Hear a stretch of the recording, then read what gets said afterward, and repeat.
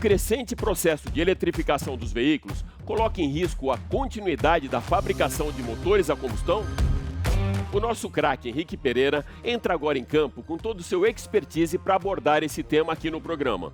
Vamos lá, Henrique. A longo prazo, isso pode acontecer? O fim dos motores movidos a combustão? Alex, hoje é muito comum se ouvir que o futuro da mobilidade passa pela eletrificação, o que é a mais pura verdade. Mas isto não significa o fim dos motores a combustão interna de imediato ou mesmo a médio prazo. Vamos lembrar que entre a substituição das carroças e carruagens movidas por animais, os cavalos, por veículos motorizados, passaram-se um quarto de século, período em que estas duas tecnologias coexistiram pacificamente, sendo que um estudo americano mostra que o custo de se manter um cavalo ao longo de um ano, naquela época, era de $200, enquanto o custo de um veículo movido a gasolina não passava de $35 por ano. Existia uma grande vantagem na substituição e mesmo assim passaram-se 25 anos.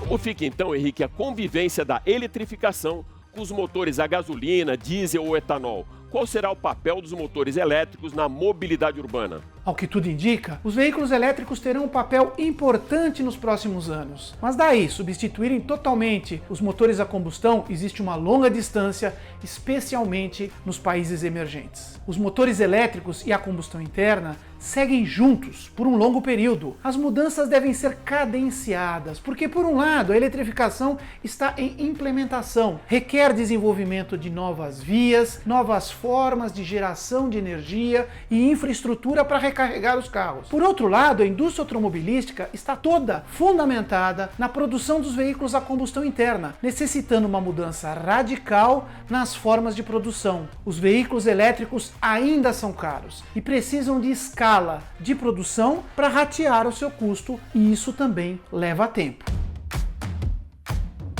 Existe alguma aplicação dos motores a combustão que seja extremamente fundamental, alguma situação onde os elétricos não sejam os mais indicados? O aumento da oferta de motores elétricos e as restrições legais que os países estão impondo aos motores a explosão é relativo, uma vez que ainda existem aplicações que os elétricos não conseguem substituir, os movidos a gasolina, etanol ou diesel. É o caso dos veículos usados no transporte de cargas de longas distâncias, os caminhões, aqui no Brasil. Já na Europa, em alguns países, tem data marcada para proibir a venda de veículos a combustão. Dessa forma, o desenvolvimento de carros movidos a bateria está crescendo rapidamente. Resta saber se a infraestrutura de geração, distribuição de energia limpa também está se desenvolvendo na mesma velocidade. De nada adianta forçar a produção elétrica se a geração de energia ainda é a carvão, térmica ou mesmo nuclear.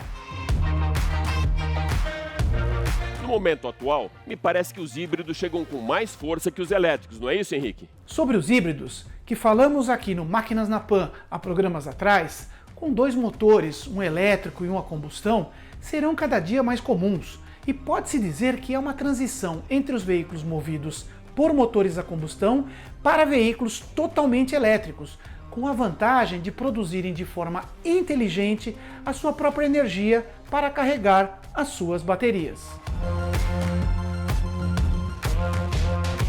O processo de eficiência energética já provocou muitas mudanças nos motores a combustão.